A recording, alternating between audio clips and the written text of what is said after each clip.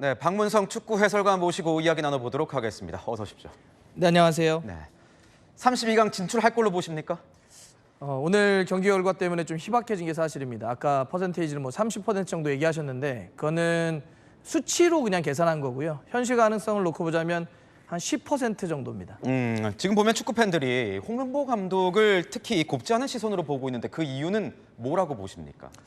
이번 월드컵의 실패만 가지고 얘기하는 것이 아니죠. 이 월드컵을 준비하는 과정 자체에서의 문제점들이 워낙 많지 않았습니까?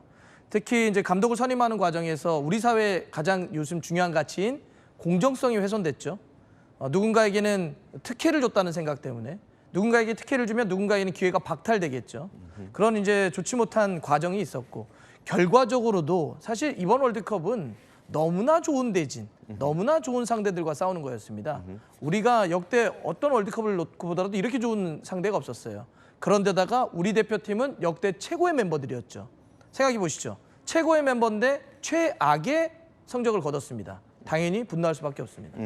관독 선임 과정부터 좀 공정성 논란이 있었다 이렇게 말씀 주셨는데 네. 이번에 보면은 경기 보는 내내 좀 답답했다. 그리고 뭐 전술이 없었던 거 아니냐 이런 비판들이 나오는데 해설가님께서 보시기에는 어떤 부분이 가장 큰 문제였다고 보십니까?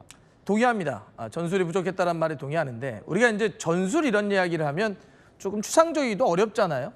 좀 간단한 표현대로 하자면 약속입니다.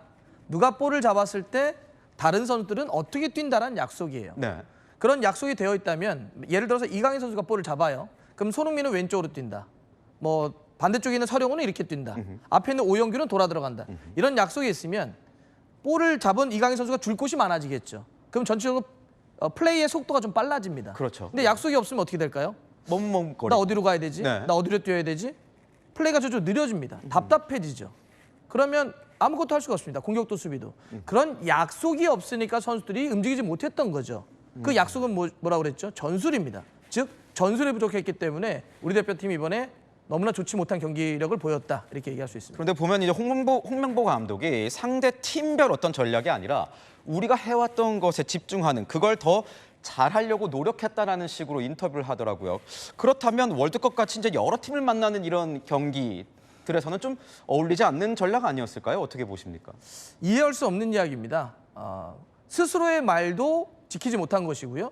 상식적으로도 우리가 맞는 표현이 아니라고 할 수 있습니다. 뭐냐면 홍명보 감독은 이번 월드컵을 준비하면서 무슨 얘기를 했냐 스스로가 3백과 4백을 다 준비했다. 우리는 상대와 상황에 따라서 나눠서 쓸 것이다 이야기를 했습니다. 네. 하지만 그러지 못했죠. 또 하나는 홍명보 감독이 그러니까 우리가 이제 축구에서 이야기하는 전술이라고 할 때 네. 그 전술은 뭐냐면 일단 내가 잘하는 게 뭔지 파악을 합니다. 네. 그리고 내가 또 부족한 게 뭔지 파악을 해요. 근데 여기서 끝나면 그건 안 되겠죠. 상대가 있는 스포츠입니다. 그럼 상대는 또 뭘 잘하고 뭘 못하지? 이 두 번째로 그걸 판단합니다. 근데 여기서 또 하나 더 갑니다. 세 번째는 나를 파악하고 상대를 파악했지만 실전에 붙으면 실제 경기 내용은 좀 달라지겠죠. 그랬을 때 대처하는 겁니다.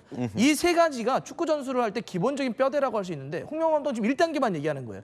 내가 잘하는 것만 생각했다. 아하. 상대가 뭘 잘하는지 실제 경기에 들어갔을 때 내가 어떤 변화를 줘야 되는지 난 안 했다는 얘기를 한 거거든요. 상식적으로 받아들이기 어려운 거고 한번 생각해 보시죠. 우리가 체코, 멕시코, 남아공과 싸웠습니다. 세 팀은 다 다릅니다. 플레이 스타일도 다르고 몸도 다르고 전력도 달라요. 그렇죠. 왜 다른 팀인데 똑같이 싸웁니까? 멕시코를 상대로는 홈팀이니까 수비적으로 싸웠다는 거 오케이 동의할 수 있습니다. 남아공을 상대로도 수비적으로 싸우는 걸 어떻게 우리가 받아들입니까? 그거는 감독의 판단 믿습니다. 그렇군요.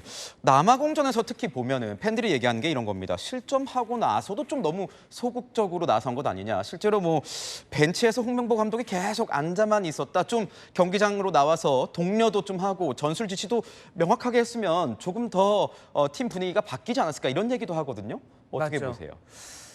그러니까 그게 아까 전술을 짤 때 세 번째에 해당하는 실전에 들어갔을 때 수많은 상황들이 돌발 변수들이 생겨나죠. 그 대처하는 겁니다. 그 대처라고 하는 건 선수들의 포지션도 조정시킬 수도 있고 심리적인 부분들도 끌어올릴 수 있고 안 되면 적절한 어떤 교체를 할 수 있고. 근데 이번에 예를 들어서 교체라고 하는 부분도 아까 서서 아무것도 안 하더라 이런 얘기도 했지만 우리가 골이 필요한 순간에 김민재를 빼고 물론 이제 종아리 부상이라고는 했지만 김민재를 빼고 또 수비수를 넣어요. 우리가 그러면 공격수를 넣거나 미드필더를 강화해야 되지 않겠습니까? 이런 판단에 대해서는 저는 이 대회 끝나고 종합할 때 꼭 홍명보 감독이 답을 해야 될 것 같습니다. 네, 여러 가지 뭐 비판과 지적이 나오는 것 같습니다. 홍명보 감독도 뭐 입장이 있을 테니까 한번 이야기를 나중에 들어봐야 될 것 같군요. 지금까지 박문성 해설가였습니다. 고맙습니다. 감사합니다. 네.